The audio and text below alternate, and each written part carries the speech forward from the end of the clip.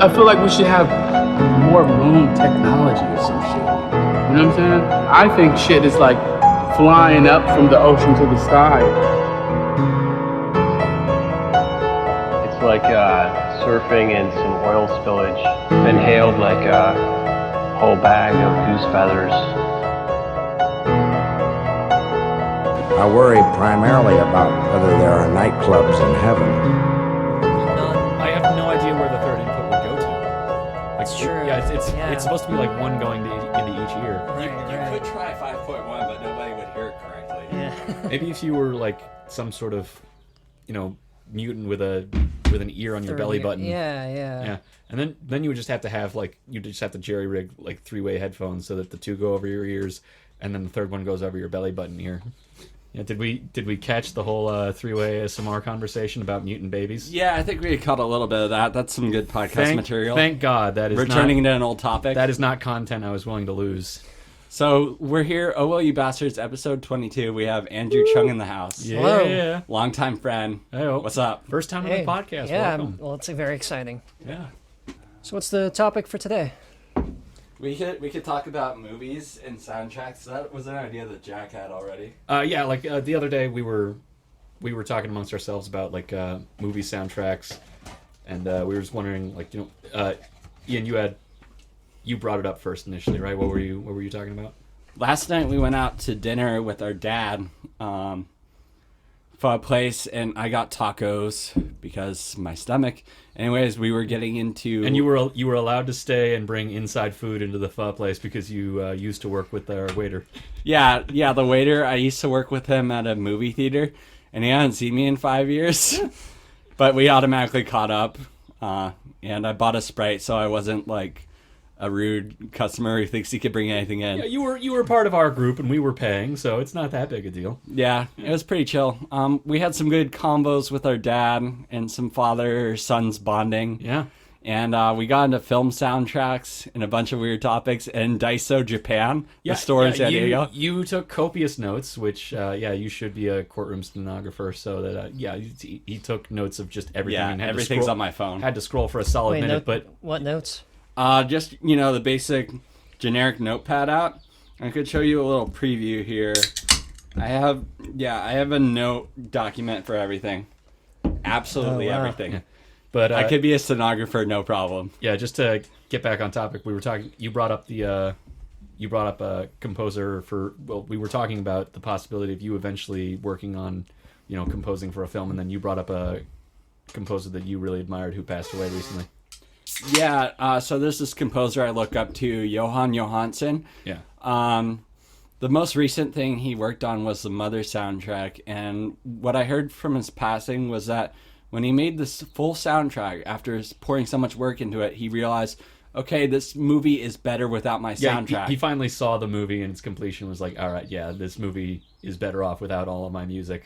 Yeah, so he only added like a few sound effects, and it's mostly like no music, just dialogue in the movie, which kind of works in its favor. It's a creepy, weird movie. Yeah, I'm just cutting off your own arm as an artist, just looking at the collected collaborative piece and saying I don't need to be a part of this, so I'm just going to minimize my part after putting in all of this work and just kind of throw all of that away. Yeah, silence can be used as part of a soundscape. Yeah, It's just fair game. It's just the idea of putting that much work into something that takes such a huge undertaking, and then looking at it and saying all right, the smart thing to do here is to throw this away and minimize my part of this.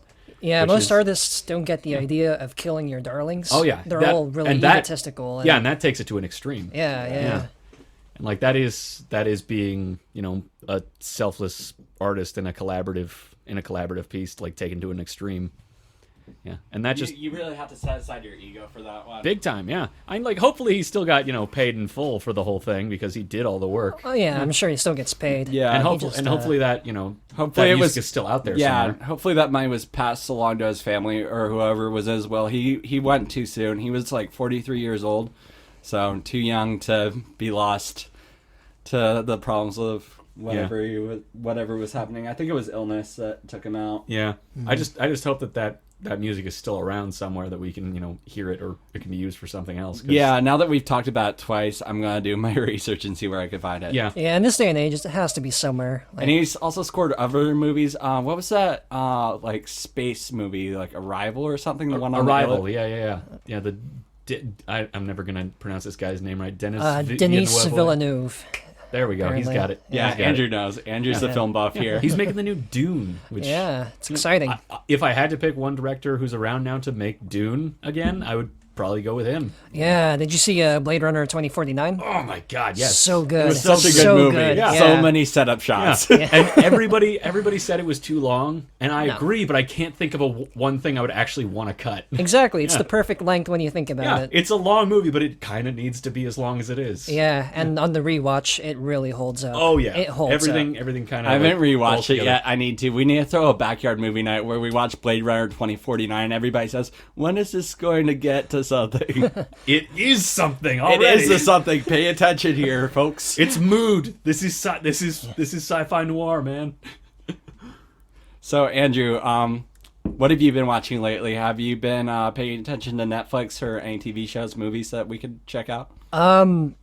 As far as Netflix, not so much, because I feel like all the Netflix original movies and shows, they just all look the same. They use Yeah, the same. I can agree with that. Yeah, they use the same equipment, and I'm assuming most of it is the same crew on most of the productions. Yeah, I'm they definitely- assuming. yeah. I can repeat something I shared with Andrew a few days ago. I read a book. I read. It was mentioning this thing in Hollywood called the Epagogix system. It's like a computer algorithm that takes a bunch of movies that did well at the box office and underperformers, and it comes up with plots and like storylines and themes that will do well and sell well and be binge watched. You can't see it right now, but I am actually, like, my hand is starting to fade away, like Marty McFly in Back to the Future. I'm just slowly fading out of existence. They're making me obsolete. Yeah, Thanos snap and you're done. Although on the other end of the spectrum to that algorithm you mentioned, a lot of Hollywood executives do the opposite, where they'll make a purposefully shitty movie. Like they'll go out of their way Yeah, to that's make a whole nother thing. to make something super shitty so that it doesn't sell, and then they could write it Cough, off on cough, their taxes. Sharknado. Yeah. Oh my God, guys, I have a future again. I'm fading back into reality. I'm back in the game, baby. So, Andrew, did you see the Meg? Jack and I loved it. It was terrible and awesome. Oh yeah, it could have been a lot. It could have been a lot worse, which I was hoping for. But it was an enjoyable B movie, and I feel like there aren't enough like true B movies anymore. No, there aren't. There's Yeah. just like really low tier like drama movies that I see a lot. Yeah. Like a lot of student film, amateur films that are just like crime dramas. Yeah, but I mean, like, The Meg is like a blockbuster with a lot of money behind it, but it isn't trying to be anything more, or even like put on the exterior of something more. Like a lot of blockbuster movies, I feel like try to like put on the veneer of a more sophisticated movie, or at least like have some kind of ironic detachment to be like, oh yeah, we're in on the joke too. But like, I can't remember the last time I saw like a big budget movie just say like, yeah, it's about a big shark, check it out. That's it. Yeah. But like no winking to the camera or anything like that just completely undercuts it. Just, yeah, it's going to be a ridiculous movie. Buckle in. Yeah, because Yeah, of they're the, all going to want to be the hero, even though they should really flee from this giant shark. Yeah. Yeah, there's Jason no Statham has to save the day. Yeah. And he stabs the shark in the eye as it's jumping out of the water, and then it gets eaten by a bunch of other sharks. Is that really what happens? Yeah, that's the end of the movie. Ridiculous. We saw Yeah, it where it yeah. should be seen, in a movie theater with 100 other people. Yeah, and everybody claps, and a couple of guys are clearly chugging beers. Yeah, how intoxicated were you guys? I was sober at the time. It was like 10 or 11 in the morning. It was dude. it was an 11 a.m. screening, which, do that. It's cheaper, and there's generally fewer people there, but there were a lot of people there for the Meg. But like, yeah, people were cracking beers. It was like going to the movies in Boston. Yeah, I used to work at a movie theater. Everybody sneaks in beer. As long as you're chill about it and not an asshole to me, I don't care. Oh, I mean, yeah, you gotta yeah. drink so many beers to make it worthwhile. It's almost ridiculous to smuggle that in. Smuggle in something and you get more bang for your buck, like Yeah. just cocktails or something. The change that happened is like a lot of the premium movie theaters are popping up all around the country, so you could buy alcohol at the theater. It's just overpriced. So people would rather bring in a 6-pack and share it with their buddies. Yeah, I would. But I would rather smuggle in something, more like, space effective than a 6-pack. Yeah. It's smuggling like 2 cocktails in a mason jar. Yeah. Bring some like vodka and like a McDonald's Coke or something. Yeah. You Make could. some weird combo. Back at the old theater I would visit in San Francisco, I would like legit come in with a backpack with my friends, and there would be like a thing of Jack Daniels in there. They wouldn't. Right they on. wouldn't, yeah, That's they very don't. good. They don't care. They don't make enough money to care about that. When I was drinking more, like I remember last July or August, I went to a mumble rap show at a bad club downtown, and I bought a 5th of Jack Daniels, and I was just pre-gaming in my car, and then I walked to the club. How much and of met that up with my friend? How much of that did you actually drink? Oh, too much of it, of course. Yeah. But then, like, I sweated it out and watered it down, so like by the end of the night, like I could drive. Yeah, but It's not the best idea, but Yeah. that's just what used to happen to me. I don't make decisions like that now. yeah, I just remember I went camping with a bunch of people who I worked with at a summer camp, and one of the people who will remain nameless for obvious reasons, he was one of the people in charge of me, and I got to know him as like the guy who has all the answers and is really great with kids and knows the rules and can just be on top of everything, and is basically if SpongeBob was a guy, Yeah. like human SpongeBob, and that's him, and also a responsible adult. I'd never seen him drink before, and we go camping, and he just pulls out this big bottle of Jim Beam vanilla, vanilla flavored whiskey, and just starts drinking it by the campfire, and we're like, hey, let me get some of that, and we take a sip, and we're like, oh God, you're drinking this whole thing? You're gonna die. It's like this is deceptively smooth. Like you can drink this whole Yeah. thing, and then you won't realize until later. And he's like, nah, I'm fine. 2 of the worst things I've tasted. And he drinks the whole thing, and he's fine. 2 of the worst things I've tasted. Sky coconut vodka and then like a budget birthday cake flavored vodka. It was so gross. Yeah, but the sounds yeah, disgusting. like there's an acceptable like range of like flavored liquors. Yeah, you can and then do once you expand beyond that, like basically fruit flavors and like maybe vanilla, and that's pretty much it. And then once you expand out from there, you're just asking for trouble.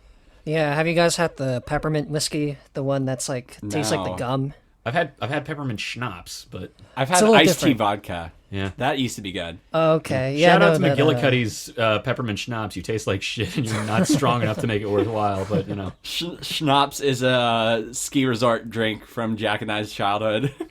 oh yeah, Mom always had her flask of schnapps. You drink it when it's cold. It tastes kind of good and bad. Oh yeah, I knew what it tasted like before I ever tasted it because I was always downwind of her, Yeah, we got the schnapps breath on the chairlift. which is also how I knew I would like gin. I knew I would like it just from like knowing the smell. Yeah, my drink was gin and tonic for like 3 years. That was always what I would order. I would get like 2 of them because you don't want to mix too many alcohols. You stick with one thing and you're Yeah, good. consistency. Yeah, but I never actually tried gin until I was working on the ship, which I'm actually going to be going back to do that tomorrow. I fly out tomorrow night to the Bahamas to go work on a tall ship again. But everybody, they're sailors, so they drink whiskey and rum, and that's it. But the thing is, we would run out the company booze from drinking like that all the time, all of us drinking just those 2 things. So I was like, I got to spread this out so we don't run out of booze all the time. So I was like, I'll try gin. Nobody else seems to like gin. And then I found out I really like gin. What gin brand do you like the most? The one that we stocked was Beefeater, the classic, The classic, the classic London dry gin. Yeah, but I'll just drink gin. Yeah. I'll go one level on the shelf down Yeah. to save money, but So Andrew, do you like that, or are you more of a whiskey guy? I'm more of a whiskey guy. Whiskey you like a good and- scotch? I prefer whiskey, but I decided that I like gin when I tried it. Yeah. Yeah, I haven't actually tried gin at all. Yeah, you can Is pick there- up like a $20-$25 bottle from a liquor store one night if you want to. Are there any other There- combinations there are besides bottles gin for and like tonic, 11. though? Oh wow. Yeah, gin and my go-to with gin is gin and cranberry Gin and cranberry. with a little lime in it. Yeah. Yeah, I would do gin and tonic at bars, or I would mix them with the flavored sparkling waters because that works. Yeah. Okay. Because I mean, it's made from like juniper berries or something. So like, yeah, it has just like a slight fruity tint to it. It's friendlier vodka, I like to call it. Friendlier vodka. That's Yeah, a good way it to goes put down it. a lot easier Yeah. and doesn't come up as often. I had a crazy drink that I adapted from an online recipe. Jack tried it and he liked it. The one with tequila. Oh my god! Tequila, red wine. Okay, hold on. I just have to preface.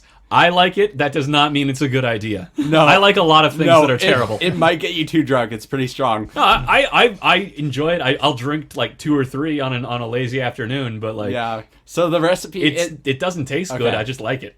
the recipe is you take a shot of tequila, you put in a few ounces of whatever red wine you have, and then I adapted a twist of orange in club soda.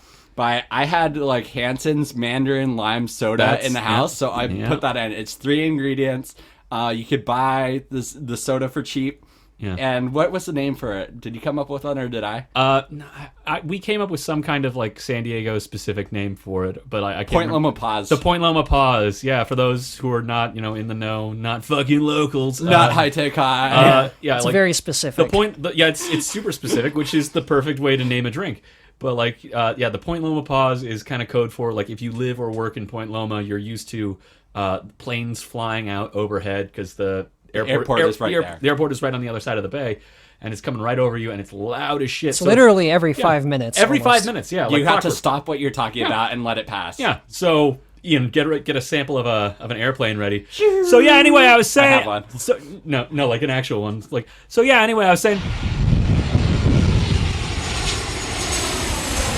Okay, so I said to her, it's like that, except it's usually like 30 seconds. Yeah, I used to spend the night in Point Loma with people who lived there, friends and such, and they would like be used to it and sleep in till noon. I was woken up at like 6:30 a.m. by an airplane. Yeah. Oh, yeah. I wasn't used to it. The rest of them are, used to it. They could sleep through anything. We sleep through the military helicopters here with San Diego's military presence. Yeah, and the police helicopters going over describing somebody that they're looking for in this neighborhood. Yeah. That's happened a couple times. Is there any just like like noise in Mission Valley, or is it mostly traffic problems? I was just about to say that's kind of like a central San Diego thing. Yeah. The military vehicles, the police helicopters, like you get that in Mission Valley too. Yeah. I just feel like that's we have 5 bases here, and there's tons of soldiers. And like most of them are in Point Loma too, aren't they? Or- Yeah, they're at I forget the name of it, but by Midway in the airport, there's the Miramar base, there's the Camp Pendleton. Oh yeah. There's the Navy SEAL Training Center off the coast on San Clemente Island. Yeah, up near Miramar, they've got the fucking F-22s flying low to worry about. Yeah. You might know Miramar from the movie Top Gun if you're not a San Diego. Yep. And I found out when I used to go to the air show there that it is a rule on the Miramar Air Base that if you make a reference to Top Gun, you have to give the nearest officer $5. I can get behind that. That probably that's gets an really fucking understandable rule. annoying. It gets really old really fast, I would Yeah. have to assume. Because like there's only like 6 or 7 references that people actually make from that movie. Yeah, and I'm sure plenty of guys come from like Kansas or Alabama saying, "I've watched Top Gun so many times, I'm ready to fight." And $5, please. Yeah, there we go. I saw a guy riding his bike nearby and pumping his fist in the air as a plane was taking off. I'm gonna go ahead and count that $5, please. I'm not even enlisted. I don't care. $5. I don't make the rules. I just enforce the rules.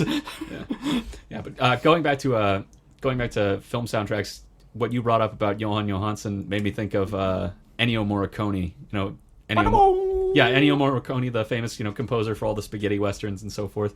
Obviously, I didn't do any research for this prior to the podcast because I'm never prepared for anything. You could fact check it if you're listening at But home. yeah, as far as I can recall from when I heard about this, Ennio Morricone was hired to do the score for John Carpenter's The Thing, the classic 80s movie with Kurt Russell, and I don't think it was as selfless as Johann Johannson's because John Carpenter has famously gone on record countless times saying the music in my movies is like wallpaper. You're not supposed to notice it. Yeah, that's a Brian Eno statement. He says I make albums that are supposed to sound like carpet feels. You never notice it. Yeah. So he has the same philosophy about music that most filmmakers do about editing, which is it's not supposed to draw attention to itself. It's supposed to just further the mood of the scene and of the film. The focus here is the movie. Yeah. The music is adding to it a little. And I trust his instincts on it because he's also made music for his own movies. He did the iconic piano riff from Halloween, that's straight out of John Carpenter's head onto the piano. He also has his own music career now. Yeah. He goes on tour. Yeah.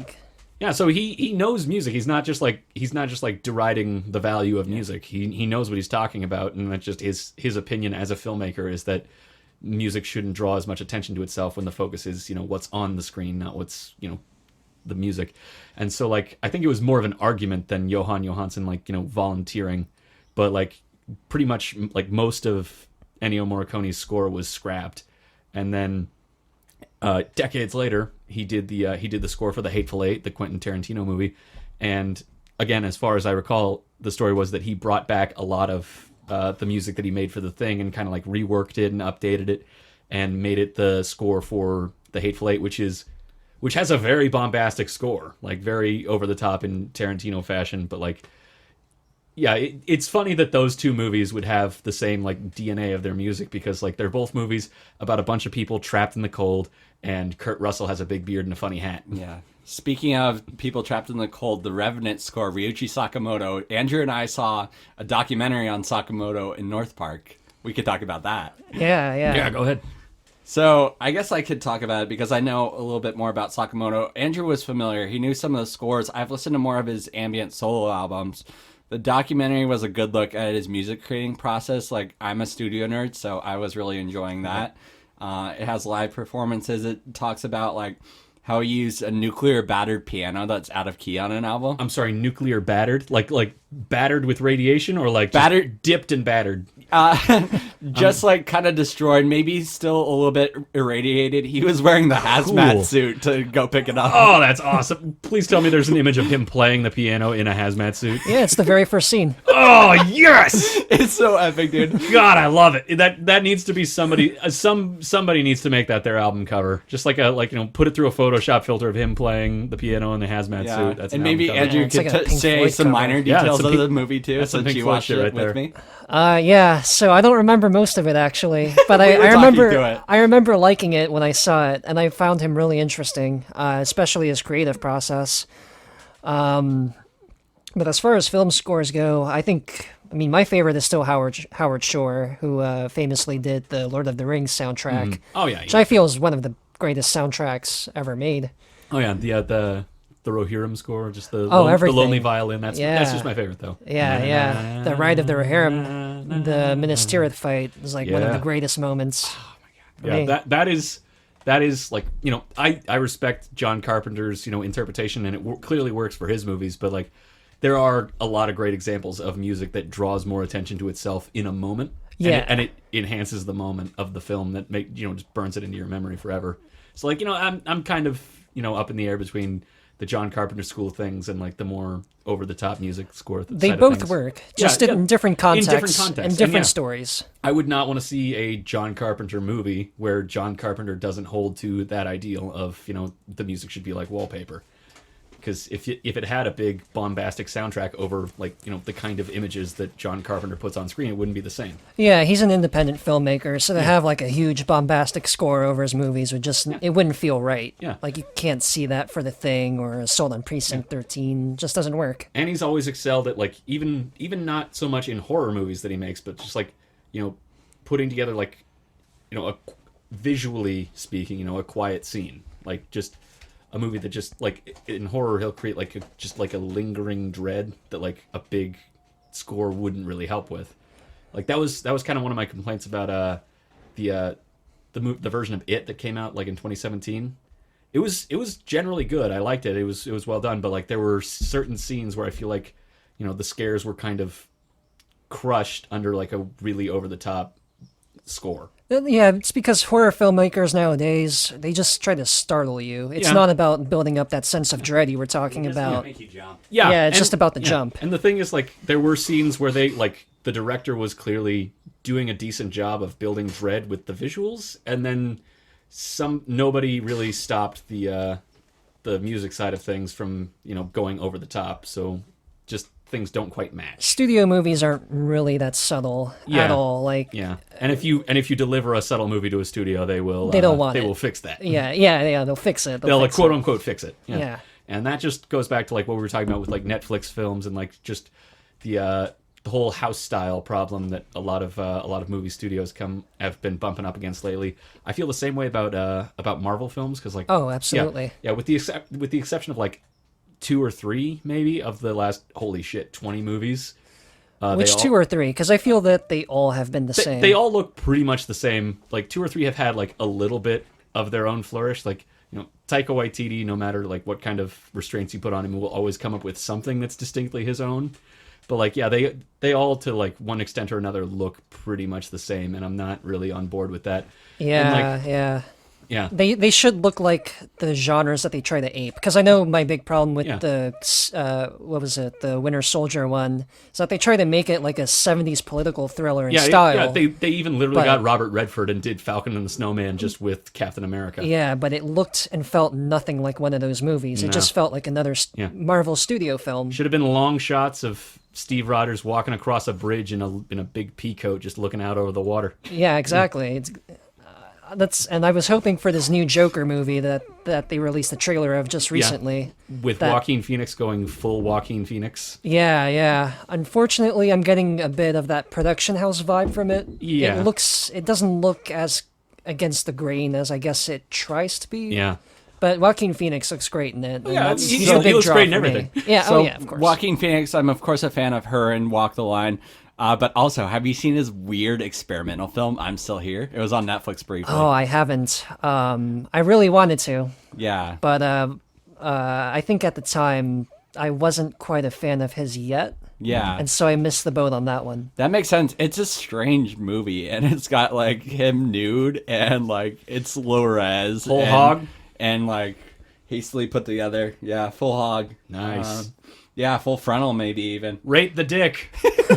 We'll go watch I'm Still Here with Joaquin 1 out Phoenix of 10. and get back to us. 1 out of 10, Ian. Rate that dick. Rate the dick. Not size, just overall quality. 1 out of 10. Yeah, I'm going to give it 7.5 or an 8 out of 10. Okay, that's 7.5 or an 8. That's like a B. It's a solid dick. I just solid want to dick. give it a 10 from what I can remember. Yeah, I would see that dick on a matinee. Yeah. It's a respectable dick. It's a matinee dick. I pay full price. It's a full price. That's a full price dick. Yeah. It's got some length. Maybe not the same as mine. Who knows? I'm glad I could steer the conversation in this direction. I'm proud of me. Sometimes you just gotta see a full frontal male. Like, more movies need to do that. Yeah, have you guys Willem Dafoe. seen, how about Shame with Michael Fassbender? Oh. He's fucking hung in that. That's a 9.5, 10 dick. Yeah. Forgetting Sarah Marshall, where it pretty much opens with him naked. That's like a 6 dick. That's a 6 dick, yeah. Yeah. Willem Dafoe, another 8.5 or 9 dick. Solid dick. Literally. Yeah, I titled a song Willem Dafoe Nude Calendar in my old band. Because I like coming up with funny song titles. And he's fucking hung. Yeah. Good for him. He's really got some things going for him. Yeah. And his giant teeth. You guys watch And he's something Fishing, of a scientist himself, according to the meme. Fishing with John? Anyone? No, what's that? Okay, so it's kind of like this bizarre 90s show where it's just this guy named John Lurie who goes like fishing with random His name's John celebrities. Lurie? John Like Lurie. a fishing lure? Yeah. Awesome. I want to And see he, this now. Already on board. Jack and I grew up fishing, actually. Yeah, a lot. Yeah, he did an episode with Willem Dafoe where he like talks about like some real life, or not life issues, but life stuff in that episode. It's like getting really a little interesting. bit biographical. Does it get into Yeah. like the philosophy while on a fishing boat? Very, very vaguely and briefly, but it's not in a fishing boat. It's like in a shack because they're ice fishing. Oh, in I that want to episode. try that so much. Oh, Like, I yeah. want to move to Minnesota and that'd be be- an ice fisher. That would be so great, yeah. But like, does he? Have you watched other episodes of the show? Or Oh yeah. I just brought it up because Yeah. I was going to connect it back with Willem Dafoe. Yeah. No, yeah, of course. but like, But Dennis Hopper's in it, and they go to Thailand to look for the giant squid. yeah, wow. Well, like, yeah, I was. That You've was, been to Thailand, right? Yeah. that answers my follow-up question, which was just like, does he try other forms of fishing, or is it all just ice fishing? Oh no, it's only 6 episodes, but different forms of fishing. And gotta the watch first this. episode is with Jim Jarmusch. The second one, Oh, man. I have to see this Yeah, now. the Wait a minute, second it's one in is the with 90s. Is Tom. this pre or post Ghost Dog? post, I think. All right, yeah. So I can bring up a sort of related tangent. Letterkenny, the show that Jack and I love. Yeah. Yeah, they have an ice fishing episode, and I think season 3 or 4, where they're talking to Quebecois guys that speak French, and they insult Celine Dion. Okay, I was gonna be cool, but you insult Celine Dion, you're ready for a fight. All of that was in French. We just don't speak French. Yeah. The main characters were speaking English because they're They're Ontario Canadians. They're Ontarians. Yeah. Yeah. in Quebec territory. Yeah. Canadian rednecks are a lot more entertaining than American rednecks. Yeah. Yeah, They I do it would better. imagine. Yeah. So They got quirk on top of everything else. Letterkenny is on Hulu if you have an account there. I like it more than Trailer Park Boys. Some people would take issue with me not liking Trailer Park Boys. It's not that good. Yeah, people It's not people that have tried to good. show it to us because like they're like it's the best thing since sliced bread, and I just like, all right, I don't understand the appeal, but I'm glad you like it. Yeah, Always Sunny is still better. Oh, yeah. I feel like that's the king Always Sunny is the of- best example. Yeah, Always yeah. the white Yeah. trash humor. Yeah, Yeah. it is peak white trash humor because like like Letterkenny still tries to show you that like the main characters are still like decent folk, whereas Always Sunny is like no, these are fucking sewer mutants. Yeah, in And like that's why it has such great longevity. It's like we can do literally anything with these characters. Yeah, the plot is just them being horrible people. Yeah. You can take that so many different directions. And no limit. they improve over time too. Like the first episode is the gang gets racist, and then it moves to Matt coming out as a gay man finally. Yeah. Spoiler After alert. like 12 seasons. After 12 seasons, and he only confesses that he only finally comes out so that he can get a lottery ticket, a winning lottery ticket. Yeah, and they start working with like the PC culture that started appearing in America. Yeah, but like you can see in the conversations that they have that they are clearly just trying to have the outward appearance of being like progressive and tolerant while Oh still yeah, they're being superficial. as just hell. as horrible as they've always been, which is exactly the direction I would expect that show to go. Yeah. Yeah, if the gang like learned and grew and actually became better people, it wouldn't work. No, they just fake it. That's the all end of the time. show. And basically. they learn different and new and interesting ways to fake it, and that's what keeps it fresh. Yeah, and there's some deception. There's some Dennis being a rapist. It's a lot of. I always thought he was a iffy moral serial killer. territory. I always thought he was a serial killer.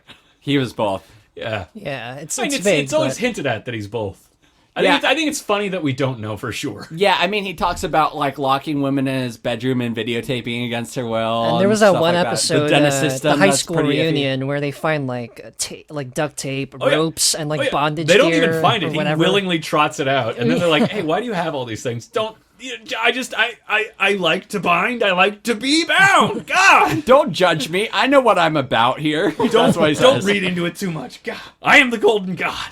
It's about the implication. I want them to think they're in danger. They're not actually in danger. They can leave at any time. But It's they about won't, the implication. because of the implication. True 5-star man. And I've spent over a week on the open ocean before, and let me tell you, the implication is real, and everybody has the implication. Everybody does. It's not one person using it over another. It's everybody's just like, oh fuck, we're just yeah, trapped that out episode here. was sadly accurate. Yeah, we're just all trapped out here. So if anything happens, tough shit for all of us. Yeah, I mean, maritime law. Yeah.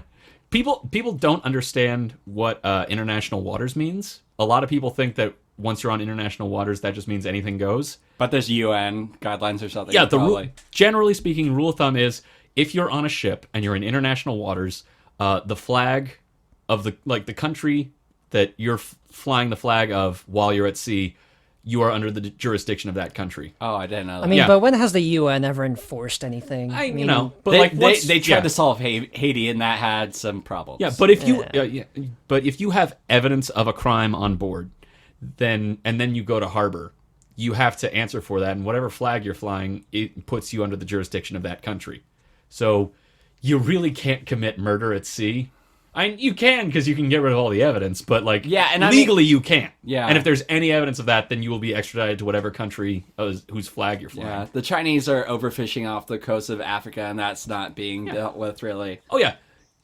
Again, like technically speaking, yeah, you can get away with things because you can just like get rid of all the evidence and there's no witnesses. But like legally speaking, it isn't just all bets are off when you're on international waters. There's It still is- some things that apply. there are still like the full laws of a country apply. It just depends on which country. It just depends that people will actually follow their country's flag.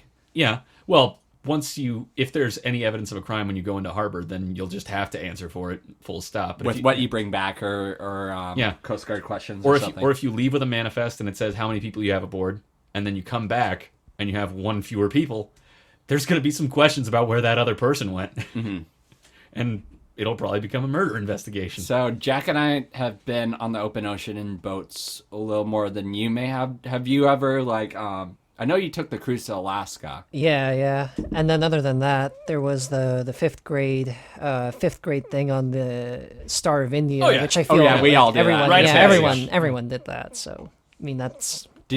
Was it just a field trip, or did you do the overnight deal where you labored Oh yeah, for I did. them? I did the overnight deal. It was okay. I mean, we were pretty much on the dock the whole time, except Yeah. for like the last 2 hours where we went out to sea for a little bit. Yeah, but, did you go on the Star of India out into the water, or did you go on a different ship? Oh yeah, no, it was the Star of India. I didn't know they still brought it out. Yeah, I mean, but this was years and years ago. Yeah. But yeah, those are the only two occasions. Yeah.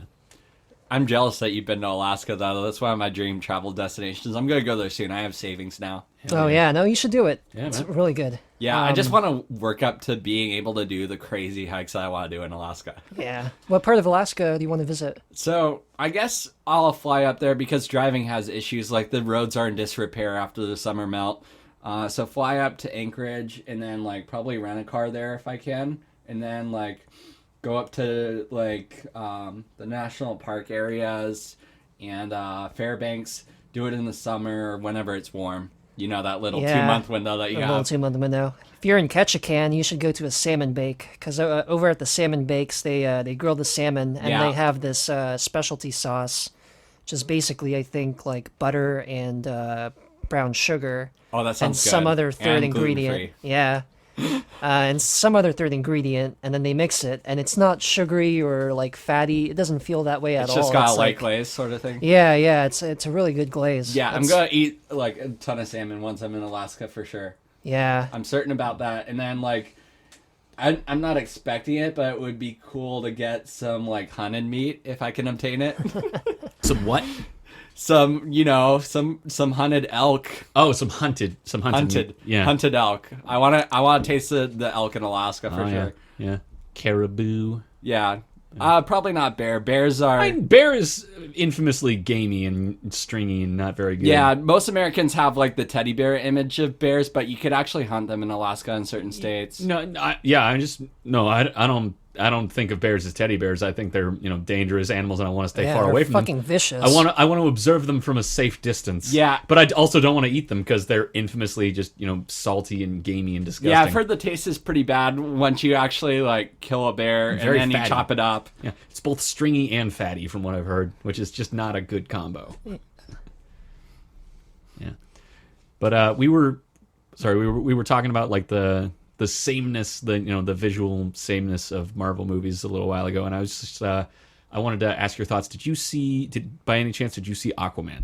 No, Okay, I don't know. yeah, a lot of people will say that it's a bad movie, and I will not say that it's a brilliant movie. I will, however, say that I very much enjoyed it and thought it was far and away the most visually interesting superhero movie that I've seen in a long time. Yeah, I was about to say it looks to be the most visually interesting that Yeah. either of those studios have made. And James Wan, like the director, made his chops in horror movies, like low budget Blumhouse style horror movies, and so he learned how to make a visually striking and effective movie with a restrained budget. And then he went on to direct Furious 7, which I feel is the then strongest he entry. learned how to go absolutely ham with a budget. And then people were like, "All right, let's let him do Aquaman." And I feel like all of his talents are up there on screen, along with a shit ton of money. Yeah. And Jason Momoa shirtless, which no problem there. But I'm trying to find the right way to say this. It looks like a comic book in a way that no other superhero movie has, and I don't mean accurate costumes or anything like that. I mean, they do even commit to Ocean Master's comic accurate costume with the stupid helmet with the fins, and he looks ridiculous, but they commit to it.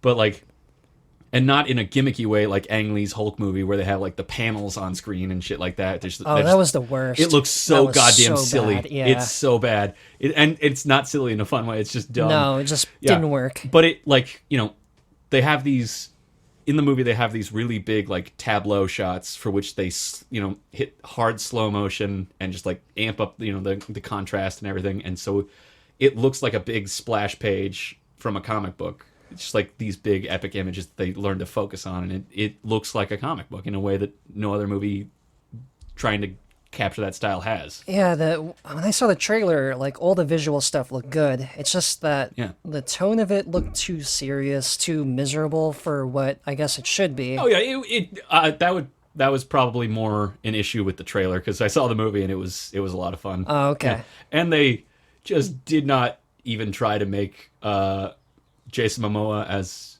Aquaman seem like a smart guy. Like, I felt really represented. It was like Black Panther for stupid guys. I felt like finally somebody gets me. I'm a dumbass, a relatable dumbass hero. Aren't like most of the MCU characters just like dumbass heroes anyway? Like, in essence, yeah, but they all have to have like some sort of like smart ass comment. They need to be like, too smart or too cool for the scenario. Right, like, yeah. Like, the one that really bugged the shit out of me was in Infinity War. I remember this line for line because it bugged me so much. It was just like when Doctor Strange and everybody else are meeting for the first time and getting each other up to speed, and just like he mentions like, oh yeah, Thanos, destruction hitherto undreamt of, and then Tony has to go like, did you seriously just say hitherto undreamt of? Like, nobody can say any like stupid genre line with any degree of sincerity without Tony Stark rolling his eyes and making a dumbass comment about it, because he's got to be too fucking cool for school, and pretty much every Marvel character has to be too cool for school, which means why should I take this seriously if you clearly don't? Exactly. Your life is actually on the line and you're still not taking it seriously, so why should I take it seriously? Like, half of the world is about to be wiped away, and they still undercut every serious moment with a stupid joke or a dumb one-liner. Yeah, and so like Aquaman, even though everybody says like, oh yeah, it's a dumb movie, it is, but it knows that it knows its moments. It knows when to be silly and when to be serious in the face of something that should be poked fun at and should be really silly. Like the final confrontation between like Ocean Master and Aquaman, again, his costume, the Ocean Master costume with the big finned helmet looks stupid as shit, but nobody ever makes a silly joke about it. Nobody ever makes a line like making fun of his helmet and how stupid he looks in it. He looks stupid as shit, but the moment is played straight, and it's it's owned as a dramatic moment, and it's refreshing. It's just a shame that all the other DC movies are absolute garbage. Yeah, well, what are you gonna do? Yeah. Hopefully this is a new start. Jack is the comic book fan and the artist and writer too. Yeah. I know a little bit just by virtue of being Jack's brother. As most people probably know by now, I'm more of a musician, and I don't know, I got tired of the superhero movies, specifically Marvel movies. Like, there's too many of them for me to watch now, and they're forgettable too. Like, I like them in the theater, and then I don't remember any of them. They don't hold up. None of them hold up. And if they were more different, then that would be a different story. Because like I still remember pretty much everything about Aquaman because it was different. And like when I go to a comic book store, I don't want every comic to look the same. I want a Batman comic to look different from a Superman comic. And so if Batman and Superman if a Batman movie and a Superman movie look the exact same, then why am I seeing them? I should just go and read the comics where they actually know how to be different. And like indie comics should look completely different from comics from the big two. I liked the first few X-Men movies, both Hellboys and Watchmen, the most. Those are the ones that stood out to me. Yeah. Because I read Watchmen too when you had 2 copies. Yeah, and I mean, the Hellboy movies are good because they're just Guillermo del Toro doing pretty much whatever he wants, which is never a bad thing. Yeah, we all need more Guillermo del Toro in our lives. Hear, hear. The good thing about the early comic book movies is that they weren't trying to ape off Marvel, so they had more of that originality and more personality to them, but now it's just, how can we make it more like this? Yeah. Yeah, I don't really care about whatever Ant-Man movie is out now. That lost me big time. And like, the thing that frustrates the crap out of me is like, when the like recent line of DC movies started coming out, like everybody was shitting on them for being like having super muted colors and a grim palette, and like comparing them to Marvel. And it's like, oh yeah, if Suicide Squad was in Marvel, everything would be much more colorful. It's like, Marvel looks like it's colorful until you really stop and think about it.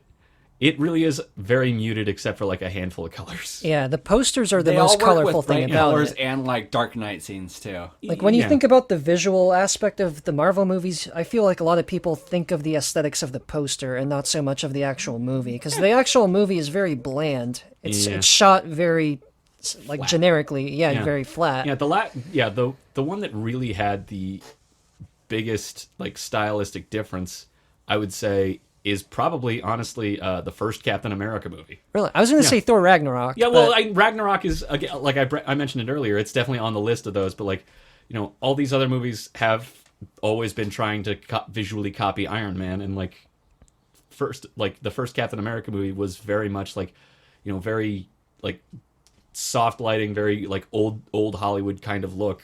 That at least it was going for. It didn't fully capture. Yeah, I was gonna say it didn't fully capture, but Yeah. at least it was going for something else, and like trying to capture like the look of the time. It didn't fully succeed, but at least it tried. It was like a college effort. Like I feel like if they really wanted to, they could have done it because they have the money to Yeah, do they have it. the money to, yeah. But it was better than nothing. It was better than holding the line. Absolutely. But I feel like all the artistic looking movies are now the ones that are like in the middle range budget area. Yeah, like anything that's released by A24, you can always bet is going to be a solid effort, even if the movie isn't fantastic. Yeah, and Blumhouse has been carving out a nice niche for themselves in Yeah, horror. yeah. And, especially with Jordan Peele, like he just completely burst onto the scene in like 2017 with Get Out and now Us, and like carving out his name as like a horror auteur, as a guy who used to do sketch comedy, which is really cool. But like there are a lot of horror elements in the sketch comedy though, so that makes a lot of sense. Yeah, and the old adage is comedy is horror is comedy without a punchline.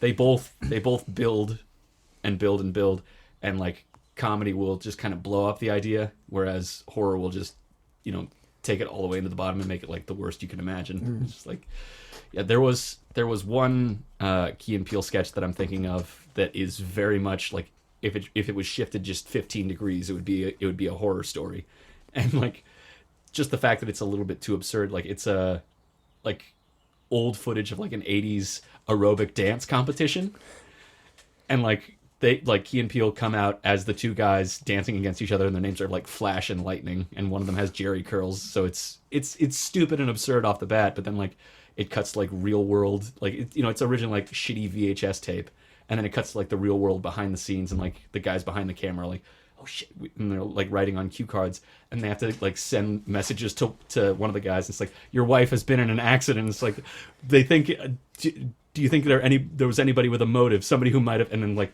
he just looks over, and Jordan Peele's character just slowly turns to him and starts smiling. It's like, yeah, that is horror. It's just shifted 15 degrees to the left, and suddenly it's funny. Yeah, I don't know if this is an age thing or not, but there's just something that's really creepy about VHS footage. Like even if it's like the content isn't all that creepy. There's just something weird and uncanny about it. It creates a certain mood, and anything that can take you back to the sensation of being a kid has immense emotional power over you. Like it can take you back to a sense of nostalgia and make you feel all warm and cozy and like happy. It can make you like cry with joy or cry with sadness, and like the underrated one is that it can take you back to the sense of being a child and then play with that sense of vulnerability and helplessness. And like, so using VHS and like the fact that, it kind of just the visual of like, the static on the edges and like everything being kind of fuzzy, and like every once in a while there'll be that huge bar of static, and then like, if you're trying to do a horror reveal, like you would use that to like throw a reveal in somebody's face, but like all of that of like reality breaking down as far as what you're looking at, and then like combining that with like, oh, I remember watching movies and they looked like this when I was a kid. And so you put something that like creates dread on the other side of the screen, and suddenly it's a lot more terrifying because you feel like being a kid again, and you're like, oh shit. Yeah, that's a really solid theory. It's just because I've noticed a lot of, it feels like VHS footage is now like a horror trope. Yeah, it definitely has become that over the last like 5 or 6 years. Yeah, I'm not really a horror guy when it comes to movies though, so I'm pretty limited knowledge. The last couple of horror movies I saw that were really good were The Witch and Hereditary. Oh yeah, those I haven't actually seen Hereditary yet, but The Witch was really good. Oh yeah, I would say Hereditary is right up there with it. Yeah, I've been meaning to check it out. I just haven't yet, but like The Witch is that's a movie. I made the mistake of watching it the first time with no subtitles. Oh yeah. All right, it's old timey dialogue. I'll figure it out. And then like halfway, I'm just like, boy, they really did their homework making this dialogue accurate. Yeah. And, like, that was my big takeaway from the dialogue. I saw it in the theater, and I walked out of it maybe only understanding 20% of the dialogue, but I still loved it. But then that's great because it has such great rewatchability. Every time you watch it, even with the subtitles on, every time you watch it, you get a little bit more of it. Yeah. And like there was so much I missed, not just in the dialogue, but just in the entire movie the first time I watched it, and every time you get a little bit more of it. Yeah. And that's the sign of really good filmmaking. It's just like, yeah, you get a different experience every time you watch it. Yeah, too many studio films are just about how we can wow you, and it doesn't matter if it has any posterity to it or if there's any value to that in itself. It's just what will get your ass in a seat in the theater, entertain you for 2 hours, and then everything else after that doesn't matter. Yeah, foreshadowing is dead. Yeah. Yeah, and that's why like The Witch and like we were talking about earlier, Blade Runner 2049 are so good. Like even on the rewatch, is like stuff clicks every time. Every time you watch it, something new pops in your head and you catch something new, and they're so loaded. And that's why I'm excited for Dune. I watched the David Lynch version of Dune. Oh god, a it's long so time ago. horrible. It's the worst. It's a sit. It's a hell of a sit. And then I read the book, which was pretty much the exact same experience. Like, his prose is pretty much the same as watching Dune. So in that essence, David Lynch did a really good job of adapting. I Both of them are a numb slog. Clunky book into I a borrowed clunky a movie. copy of the book Dune from my friend Richard.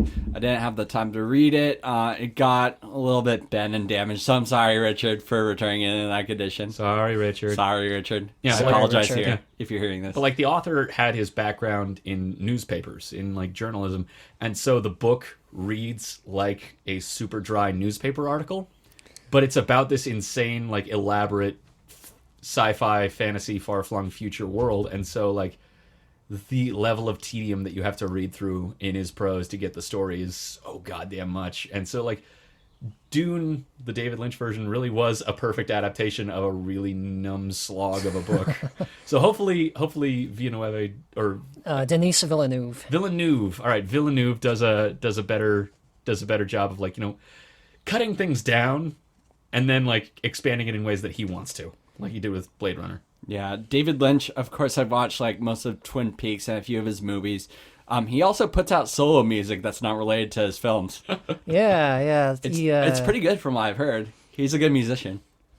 Have you? How far into Twin Peaks have you gotten? Have you gotten to The Return? I've watched a few episodes of The Return. That part is intense, dude. It's like pretty gory. I honestly love The Return. Like I like it better it's than good. OG I just need Twin to set Peaks. aside some time to finish it. That's the only issue. Yeah. Really. Honestly, I think it's better than OG Twin Peaks. That's a good rec. Yeah. I'll have to rewatch and. Thing is, you get back to gotta it. like you kind of need to like plan your day around it. You kind of need to watch like 4 or 5 episodes at a time. Yeah, you need to set aside a Preferably- block, but not like binge watch the whole thing. Yeah, you gotta no. space it out a little yeah, bit. and like preferably in the dark with a nice like Dark, TV big and screen. sounds. Yeah, your phone's in the other room. The whole shebang. It's one of those types of shows, but Yeah. honestly, it's totally worth it. Yeah. I think it's better than pretty much anything else in the last few years that I've seen, like Game of Thrones, which I'm not a big fan of. Yeah, I don't care about Game of Thrones. Jack, Mom, and Dad have watched it a little bit more than me. I've been reading the book. I read the first book and then I watched the first season, and then I have been kind of reading the books on and off. But yeah, now that like it seems like really weirdly unprecedented, like the show has completely outpaced the books and is now just making up its own shit. And it's huge. Like so many people watch it. They either like illegally download it or stream it. But kudos to George R. R. Martin for not rushing out the last book to appease the show and just letting them do whatever they want and being like, all right, I'm going to write what actually happens next. Instead, he does nothing. Yeah. Instead, he just doesn't do anything, and he. I don't know. Isn't he writing another book that isn't Game of Thrones? He's writing other stuff, and he's written other stuff, in between. But like he's still writing the last book of the Song of Ice and Fire series, and he has been for like 6 or 7 years. It's funny to me that people get more pissed about Game of Thrones spoilers than triggering content warnings on social media. Yeah.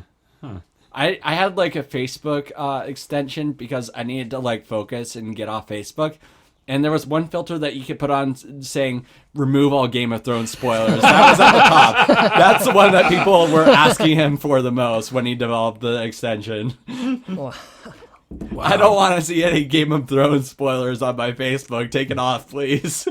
I mean, I feel like it's an overused term, but I can't think of anything more fitting than fucking white people problems. Yeah, first world white I was going to say people. ultra normie problems. That's such a that's such a first world normie problem. Ultra It's normie getting problems. fucking Dude, Game of Thrones spoiler warning. spoiled for you. Tag your epic bacon spoilers. Normie. Yeah. Yeah, so returning to the movie theater job, I saw every movie like 3 times, and I usually skip to the end because I was waiting to clean the theater. So of course I was watching the climax and the credits before the rest of the movie. So I don't care about spoiler alerts anymore. You can tell me anything about any piece of art, and I'll probably still watch it. Oh yeah.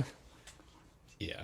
I do have one friend who has always, like, since we were in high school together, always been super adamant that he does not give a shit about spoilers, and like, he'll just say like most people will be like, you know, they would prefer that you just like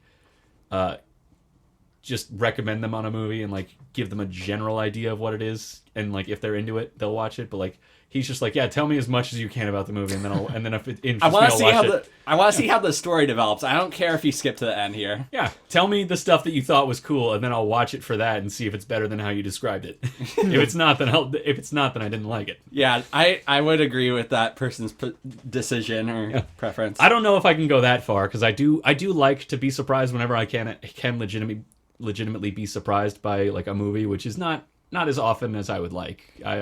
I'm too movie cynical at this point, but like if it can happen, I'd prefer to let it happen. What was the last couple of movies that actually struck actually you? had a turn you wouldn't expect? Yeah. Actually surprised me. Shit. Because so much you could predict if you've seen enough movies and TV. I'm trying to think. I do definitely, like, between like watching and reading enough stuff and then like trying to create stuff of my own, I will be able to like figure out just about, you know, anything. And it's not to say that I'm too smart. It's to say that, you know, stories have a structure, and then like if you learn what the structure is, then you can probably call the ball early on, or at least like, you know, not be completely surprised by it. And that But, like, structure is used as a crutch a lot of the times too. It's like if you can't be creative, well, let's just do what works. Yeah, it can be a guide and it can be a crutch. And when it becomes a crutch, then I'm not bothered by people adhering to structure. I'm bothered by like when it's presented like, oh, look at this amazing, shocking twist. Aren't you shocked? I'm like, well, no, because 4 people did it before you. Yeah, 4 people did it before you, and like if you just follow, like, you know, obviously that's where the payoff is, because you did so much setup for it. The thing is with the big movies, they're preparing for the people who just go out for like Marvel movies and Jason Statham movies. Yeah. They're not like catering to the film nerds really. Yeah. Not all the time. Sometimes they throw little elements that will like satisfy But that's, people who watch a lot. It's more by accident. Like with Blade Runner 2049, I don't think Sony gave a shit if they were making a piece of art. Yeah. It's just they got the right They people got the for right. it. They got somebody. 3 hours. Yeah. Which is the best possible situation with commercial art in like a big, you know, industrial setting. It's like they got somebody who did give a shit about whether or not they were making art to make it for them. Right. Yeah. Andrew, have you seen the Jason Statham series, Crank? Oh, I love Crank. Oh yeah. Oh god, it's great. Those are masterpieces. They're so funny and awesome. Even the horribly offensive Crank 2, I still have a soft that spot whole for. scene where they're fighting in that whole scene in Crank 2 where they're fighting in the power substation, and suddenly it's a kaiju movie, and they just have big paper mache heads of themselves on, and they're fighting in slow motion. In the first one where he sticks his hand in the waffle iron because he needs a pick-me-up, and he's waiting around for his girlfriend. And at the end, you know, spoilers for Crank, but who needs spoiler warning for Crank? At the end, he falls out of the goddamn helicopter 400 feet, lands on a car, just bounces off like Mario, and then lands on the street and is alive. It's great. They're like cartoons. These movies are cartoons. Great, yeah. Yeah, just suspension of disbelief to the max, dude. Total- yeah. You just believe in it because it's awesome. Cartoon logic, yeah. It's great. It is so like energy drink, high school, Cocaine field. It's like the Mountain Dew of movies. Yeah, it's Mountain Dew game fuel, Yeah. but for movies. But I like It's it for the Red Bull generation. I like it because it doesn't pretend to be something else. It is that, and it owns it. Yeah. And It knows what it's doing. and it goes whole hog with it. Yeah, it's doesn't- pure in its sleaze, and it's just indulgence. It doesn't and, pussyfoot around its own premise. Yeah. It Right. gets And there's sex in the streets. in Yes. the goddamn streets. And Greatest sex scene ever and put everybody on film. seems to be cool with it. And the girlfriend goes along with it somehow and then regrets it. And everybody on the street is just like applauding. Yeah, it's entertainment, dude. Like, you never see people fucking the streets anymore. This is not our reality, and good.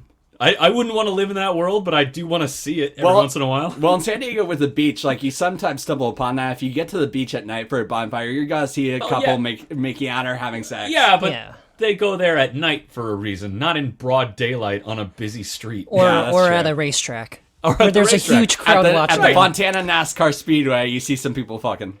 Yeah, Maybe. Yeah, if you go around the wrong corner or the right corner, depending on your perspective. Movie theater job, you see people, plowing in theaters.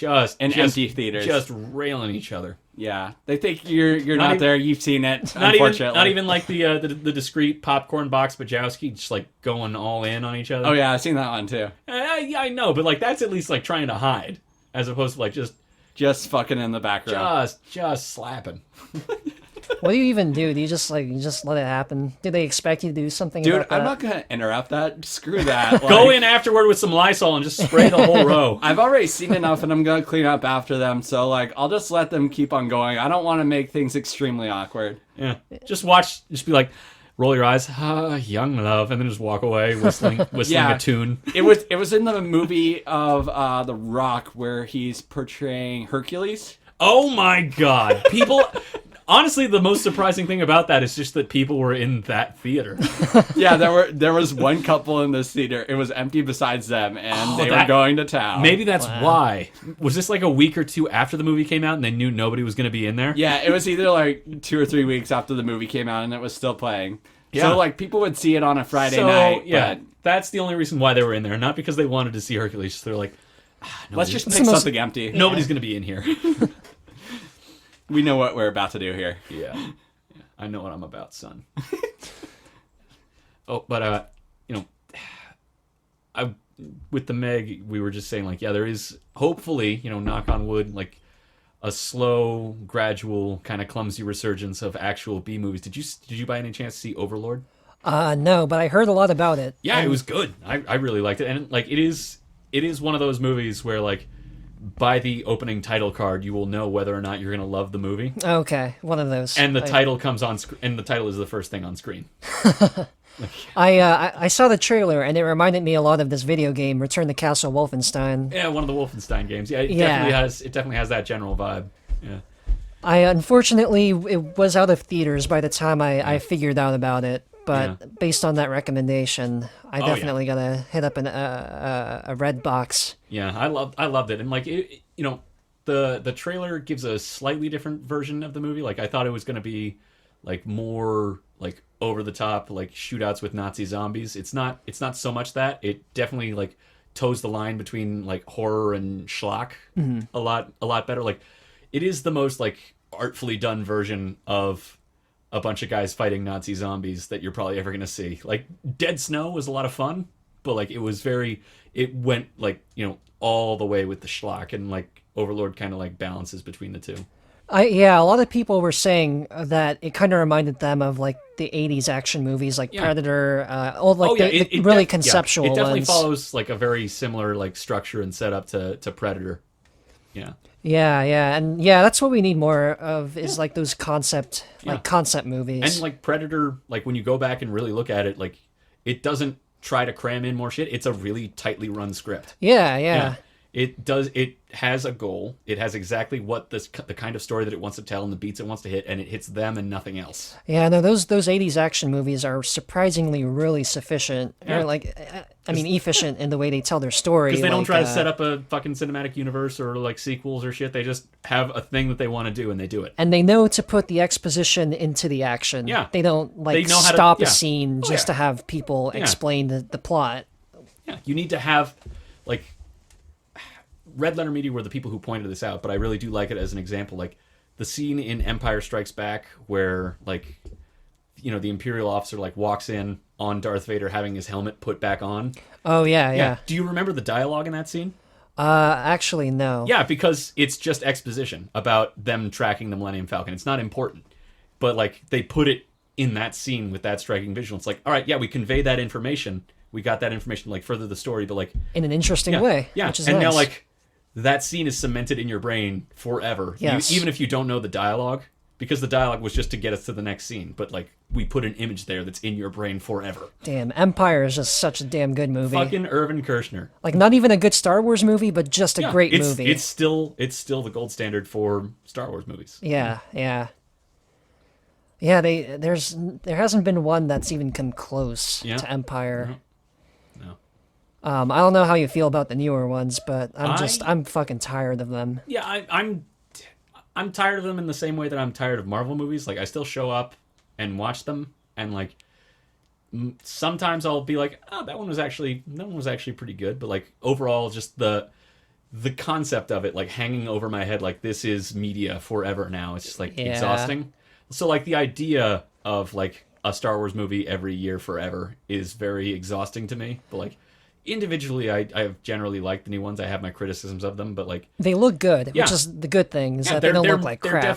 They're definitely like the people in the director's chairs have said like, all right, we're making a Star Wars movie. We can't fuck around because Star Wars made an entire generation of people want to become filmmakers. So it's good that like at least when they get in the director's chair and are like, all right, I'm directing a Star Wars movie, I can't hold back. Yeah, that's at least good. The problem just comes with the studio. Yeah. Is that when they start putting limitations on these filmmakers. Yeah, because like Rogue One was supposed to be like a very different kind of Star Wars movie, and that was the entire point of the anthology movies. It's like we're gonna take these movies to new places, maybe like do smaller stories that aren't as high stakes, and like tell like with different tones and different kinds of generally different.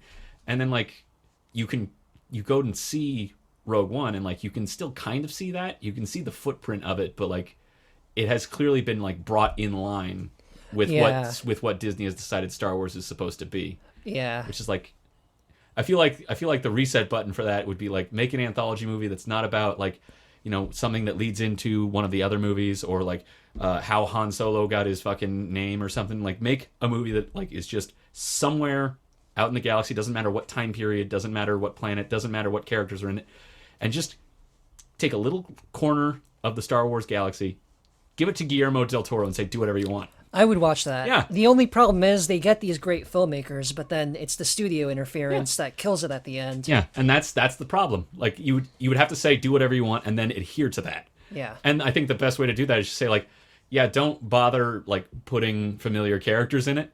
Don't bother like alluding to anything from the other movies. Just like make it an ambiguous time period and do whatever you want with it with completely new characters. Which they should do, and play around with genres. But so far it's all just kind of been sort of in that similar kind of tone. It's the absolute homogeny of it, which is is between Marvel and Star Wars seems to be just the Disney business model. And like this is a company that's just 10 years out from just copywriting the word entertainment. So yeah. I mean, in real life, Disney is the real empire. Yeah. Star Wars is owned by the Empire. Think about that one for a second. Yeah. It's pretty ironic. Yep.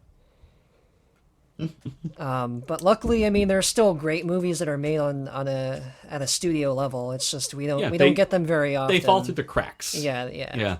Like Overlord had a pretty low budget for like studio films, like studio action films these days. That like comparatively, like I think its budget was like even lower than Deadpool, which was like and they made that on like a shoestring. budget, like pretty much. It was like what $90 million. For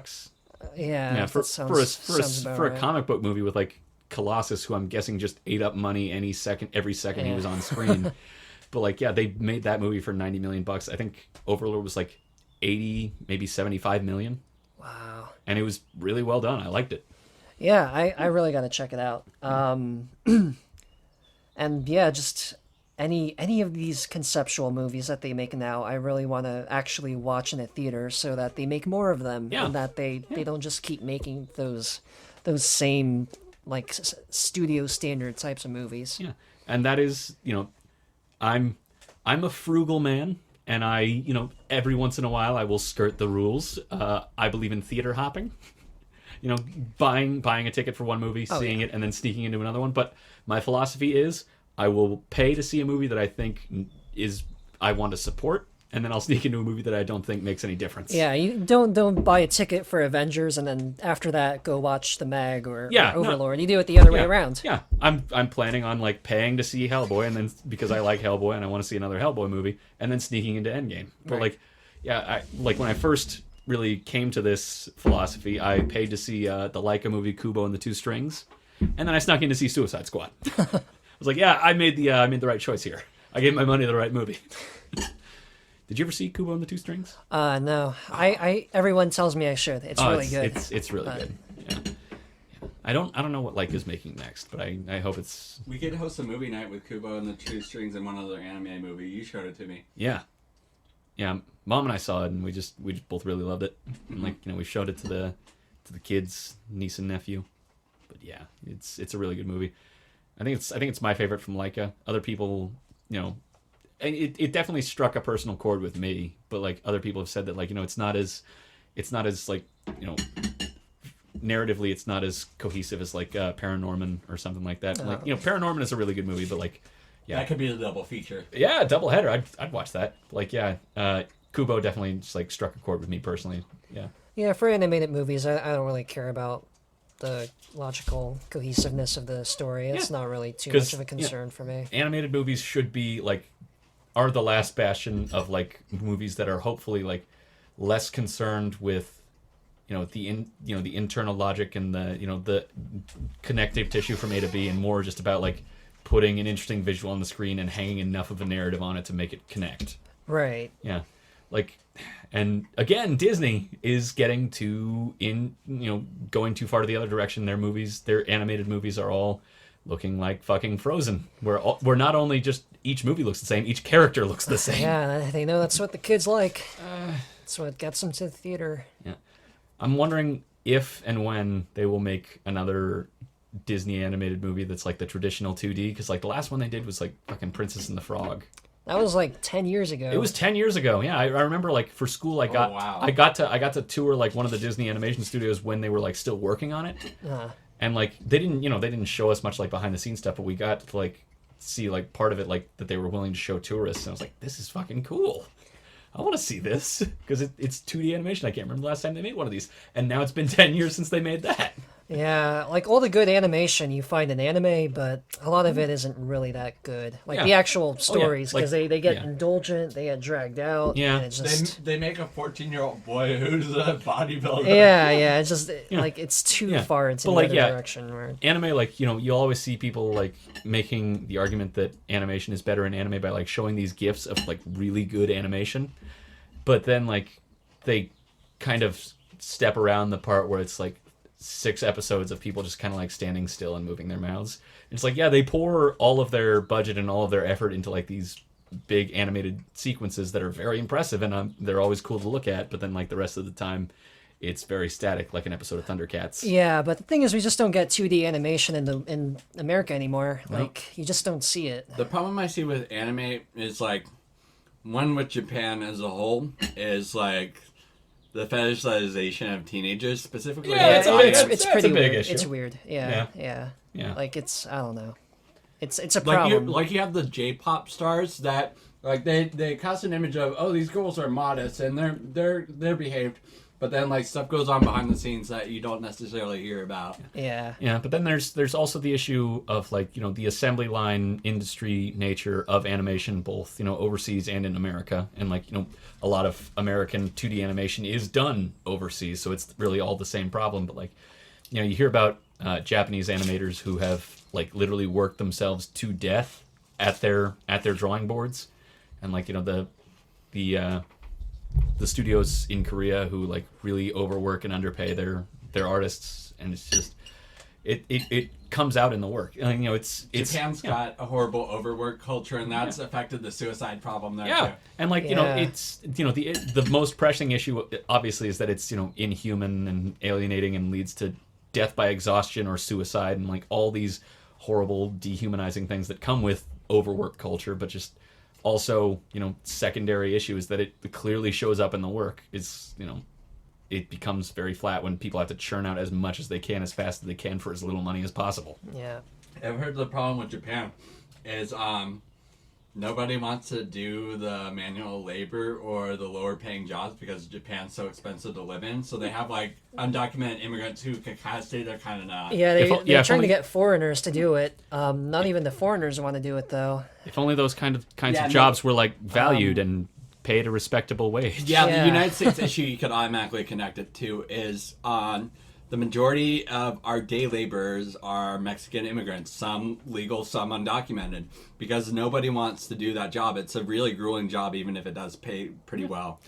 Yeah. And, you know, we have a system where our economy relies on extremely vulnerable people with precarious living situations who will do thankless work, dangerous work, for as little pay and as little dignity as possible. So, like, yeah, maybe we should just look at the fact that our society is like that, and maybe that would, you know, solve a couple things.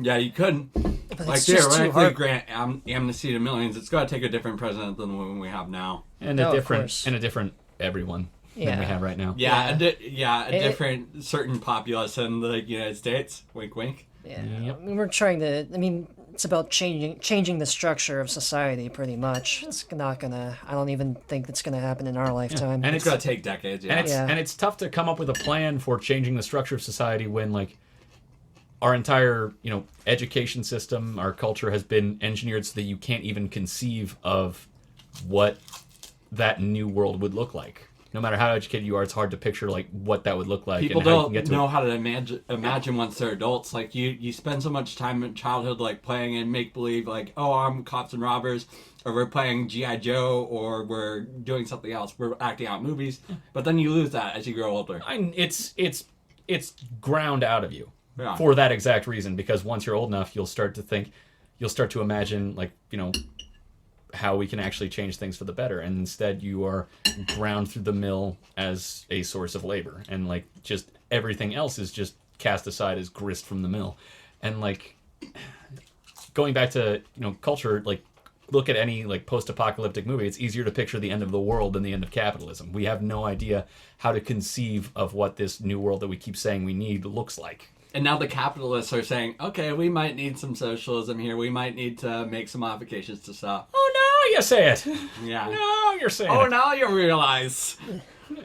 Now you realize when you're automating jobs and not all that whatnot. Yeah. Yeah. And you've absolutely beaten the concept out of the culture so that nobody knows how to implement it.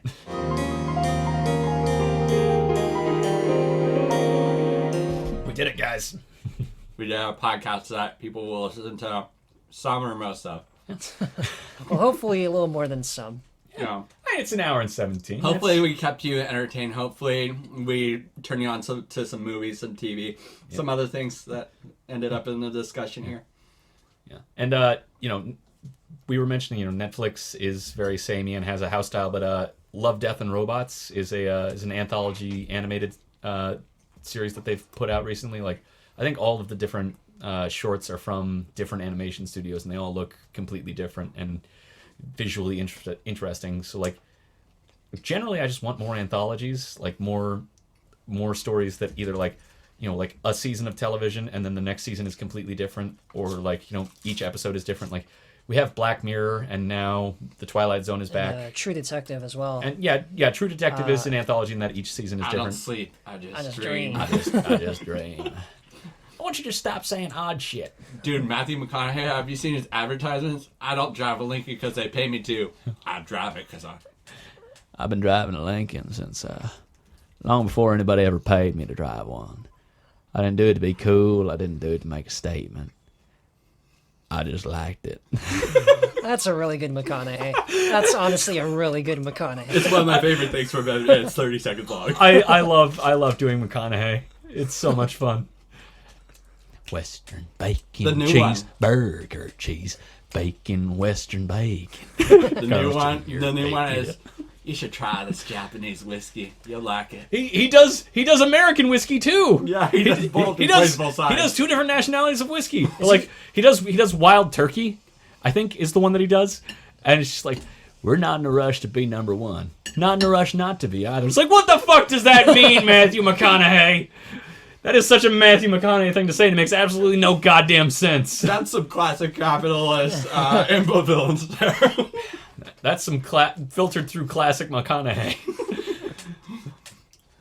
He's a barefoot corporate shill, all right. So should we start winding this down, or is there any other movies that we need to address? I think we pretty much got it. Yeah. Check out Overlord. Check out Love, Death, and Robots.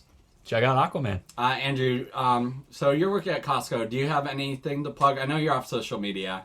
To plug? Yeah. I don't really have anything to plug. Plug Costco.